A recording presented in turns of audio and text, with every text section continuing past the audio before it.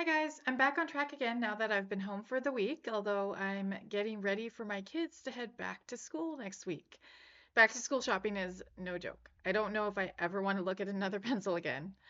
So, here's an excerpt from chapter 1 of my new novel, The Bruises of Grandma Summer, my new YA novel, the book I wrote this past week for Author versus AI.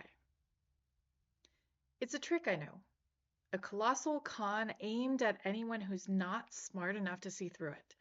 The only thing I don't get is that my sister Iris is supposed to be some sort of super genius, and she's also buying into the lie the same as the rest of them.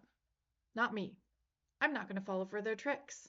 There's no way in hell I'm ever going to lose who I am at this exact moment, all to become a stupid adult who doesn't know their ass from good taste.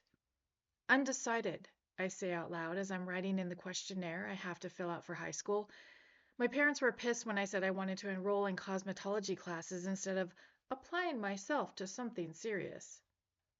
I don't know how to tell them that cosmetology is serious. People always need haircuts, right? It's a solid job. This won't translate into something useful for college. My mom begins to scold me in that tone of voice she gets, like she's trying to be friendly, but you can still tell she's ridiculously pissed off underneath because she thinks I'm not listening to her. So I drop the bomb and then detonate it on the way down. I'm not going to college. Dad is called into my bedroom, and there is a lot of hand waving and angry voices. After they talk themselves out and leave, my sister arrives right on cue. I know our mom put her up to this, and I ignore her. There's nothing that bothers her more than being ignored. You want to live at home the rest of your life like a loser? Fine, she flounces out. No, I don't. I know that I can't stay here forever. Not to mention that my parents and I would drive each other nuts. That's what we do now. But I'm not going to get out of here by doing what other people think I should do. They have no idea what I really want to be. None at all. And there's a good reason for that. Because I don't know either. So they can't claim to have some inside track on what's best for me because I'm drawing a blank too. Only a few weeks left of middle school, and then I'm on my own in the shark-infested waters of ninth grade, a freshman in high school, and I'm not sure that I'll be able to survive it. There's a highlight of my graduation ceremony from middle school in June, and that's Grandma C coming for a week-long visit. Her full name is Clara Lavoie, and she's got French genes somewhere back there in the recesses of the past. She speaks the language passably, although she learned it in school, not from a relative. She's even taught me a phrase or two, and it's like a secret language just for the two of us. No one else in the family knows French or even wants to learn it. In the school gym, which has been decorated with a balloon arch for the ceremony, I have to wait in line until they get to the M's for Murphy. My parents wave as I walk down the aisle, and my mom rushes over to snap a dozen pictures while calling my name to make sure I'm looking at her in just the way she wants me to be. My face must be crimson before she's done, and I can hear the other kids laughing. God, can't she just act normal? But Grandma C is a cool cucumber.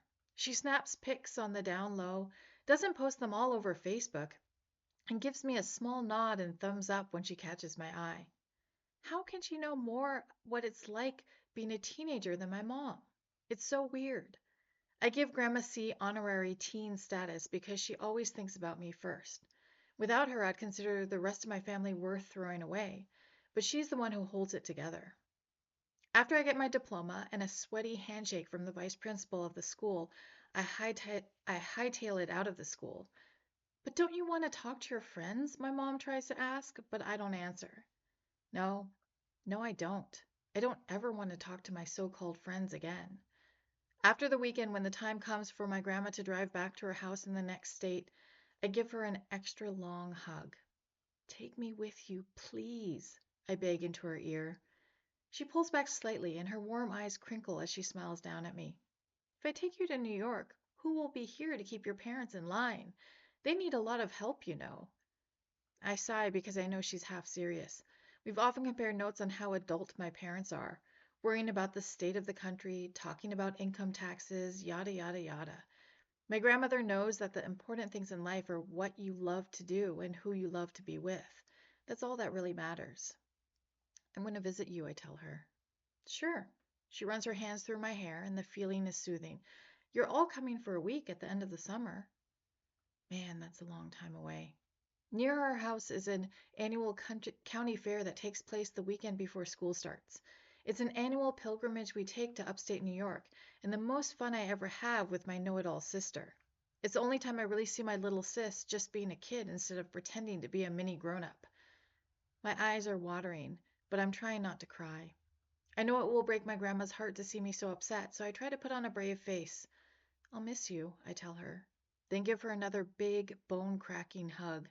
Not that I would ever crack her bones, but I want to tell her how hard I squeeze, how much I love her. You too, sweet pea. Her voice wavers, and I know she's trying to be brave for me too. The two of us together are like that. Perhaps we don't fool each other, but maybe in some way it helps.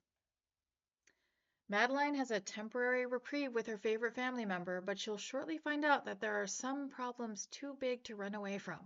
There's a bumpy road ahead for the two of them, but it's a worthwhile journey for them to take together. Next week's book takes me to the wild, wild west, so stay tuned tomorrow to find out where we're going.